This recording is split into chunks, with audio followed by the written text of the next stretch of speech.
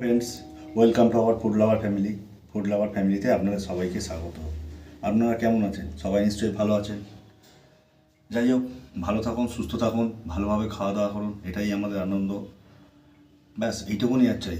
বাঙালি কী চায়? বাঙালি চায় বেঁচে থাকার জন্য খাওয়া এবং খাওয়ার জন্য বেঁচে থাকা। যাই হোক, আসুন আজকের পর্বে দেখে নেওয়া যাক আজকে আমাদের রেসিপি কী। রেসিপিটা বানাচ্ছি মানে এটা যেটা দেখছেন সেটা নিশ্চয়ই থাম্বনেল আর টাইটেল দেখে বুঝতে পেরে গেছেন। হ্যাঁ, এটা হচ্ছে কি ডাব চিকেন। ডাব চিকেন দুভাবে বানায়। একটা হচ্ছে চিকেনটাকে ম্যারিনেশন করে ডাবের মধ্যে দিয়ে সেটাকে মুখটাকে বন্ধ করে তার মধ্যে একটা আটার প্রলেপ বা সিল লাগিয়ে যেরকমভাবে বিরিয়ানি হাঁড়িতে দেওয়া হয় সেটাকে ওপরে দিয়ে আগুনের ওপর, চুলার ওপর বা কাঠকলার ওপর বসিয়ে করা হয়। আমি সেই প্রসেসটা দেখাবো না, আমি দেখাবো আজকে অন্য প্রসেস। ওই প্রসেস অনেকে নাও করতে পারে, ঠিক আছে? ওই রকম আগুন বা চুলা নাও থাকতে পারে। আজকে আমি প্রসেসটা যেটা অন্য পদ্ধতি দেখাবো। এটার জন্য কী নিতে হবে? আমি চিকেন নিয়ে নিয়েছি। চিকেন আপনারা আপনাদের পরিমাণ মতো নেবেন, তার মধ্যে নুন দিয়ে দেবেন, পরিমাণ মতো নুন দেবেন। এই যে চিকেনটা ছড়িয়ে তার মধ্যে স্প্রেড করে নুন দিয়ে দেবেন। তার মধ্যে লেবুর রস না থাকলে ভিনিগার, ধনে গুঁড়ো, জিরে গুঁড়ো, আদা রসুন পেস্ট পরিমাণ মতো দিয়ে দেবেন। সঙ্গে দেবেন চিকেন মশলা, ঠিক আছে?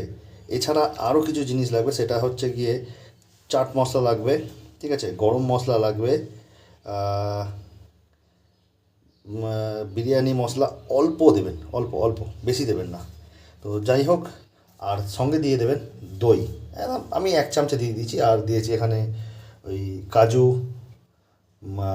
পোস্ত এবং চালমগজ পেস্ট পরিমাণ মতো দিয়ে দিয়েছি। আচ্ছা, আর এর সঙ্গে কী লাগবে? ডাব লাগবে। আমি 2টো ডাব নিয়ে এসেছি, ডাবের জলটা এখানে রেখে দিয়েছি। আর এমন ডাব নেবেন যেটাতে শাঁস থাকে, শাঁসটাকে ছাড়িয়ে রেখে দিয়েছি। আর একটা জিনিস আপনাদের বলছি, আমি দেখানোর জন্য রেখে দিয়েছি, এই যে ডাবের যে এই অংশগুলো নেবেন না, ওপর থেকে হালকা করে চেঁচে শাঁসটা তুলে নেবেন।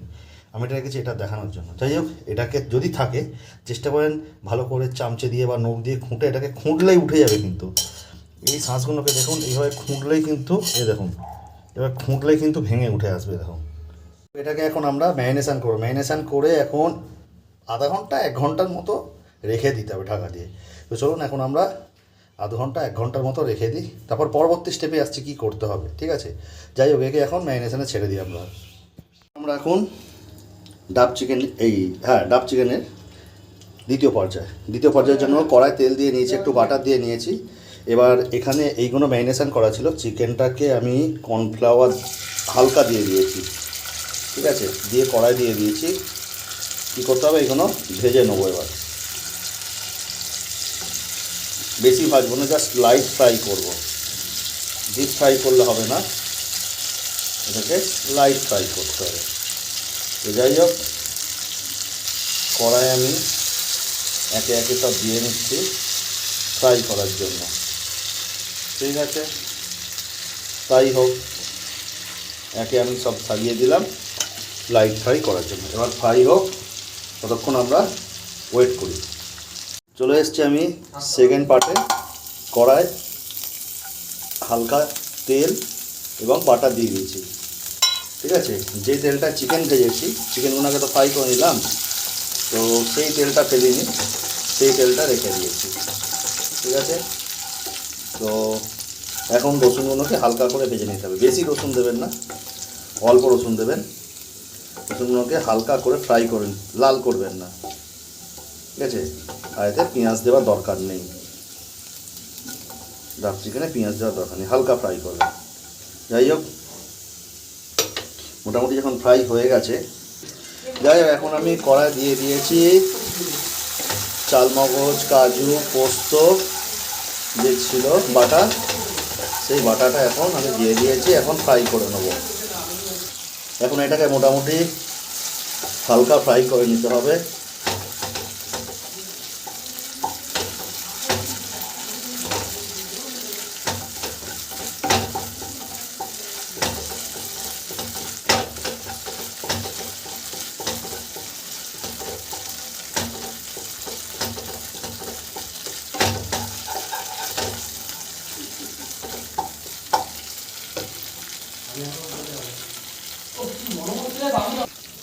এবার দিয়ে দেবো, এটা কি, এটা সেই শাঁস যেটা ছিল, সেই শাঁসটাকে পেস্ট করেছি, পুরো দেবো না, এটাকে হালকা দেবো।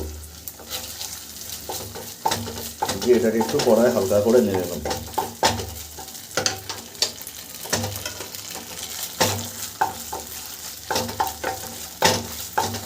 এটা দেওয়ার পর এটা থেকে আবার তেল ছাড়া শুরু করবে, কারণ ডাব নারকেলে আমরা জানি এমনিতেই তেল থাকে, কারণ নারকেল তেল যে তৈরি করা হয় সেগুলো ডাব নারকেল ইত্যাদিকে অনেকক্ষণ ধরে ফোটালে নারকেল কুড়িয়ে নারকেল থেকে যে দুধটা বেরোয় চিপে, সেই দুধটাকে একটা জায়গায় রেখে কড়ার মধ্যে অনেকক্ষণ ফোটালে কন্টিনিউ নাড়াঘাটা করতে করতে এরকম ঠিক দলা পেকে যাবে, ঠিক আছে। তারপর দেখবেন ওখান থেকে আস্তে আস্তে আস্তে তেল ছাড়তে শুরু করেছে। তো যাই হোক, এটাকে একটু হালকা করে এখন নেড়ে নেবো।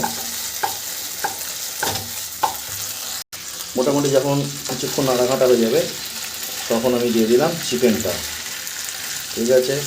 চিকেনটাকে কড়া এবার বেশ কিছুক্ষণ এটার সাথে নাড়াঘাটা করে নেব। মোটামুটি বেশ কিছুক্ষণ হয়ে এসছে। এবার আমার কাছে রাখা ডাবের জলটা আমি এখানে অ্যাড করে দেবো, পরিমাণ মতো দেবো, বেশি দেবো না, ঠিক আছে। এই চিকেনটা কিন্তু সাদাই হবে।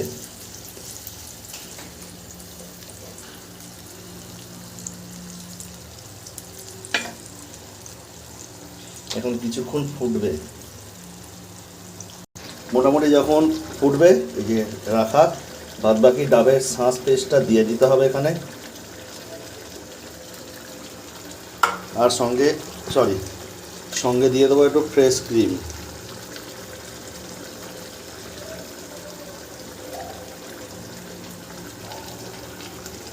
এবার এটাকে বেশ কিছুক্ষণ ফুটতে দিতে হবে।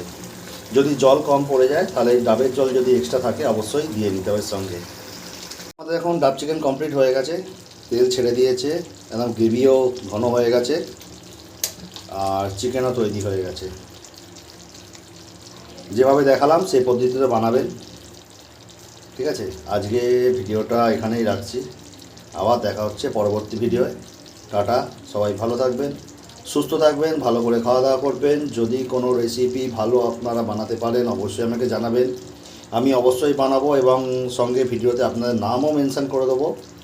তো যাই হোক, টাটা। একবার বানিয়ে খেয়ে দেখুন, আশা করি মন ভরে যাবে।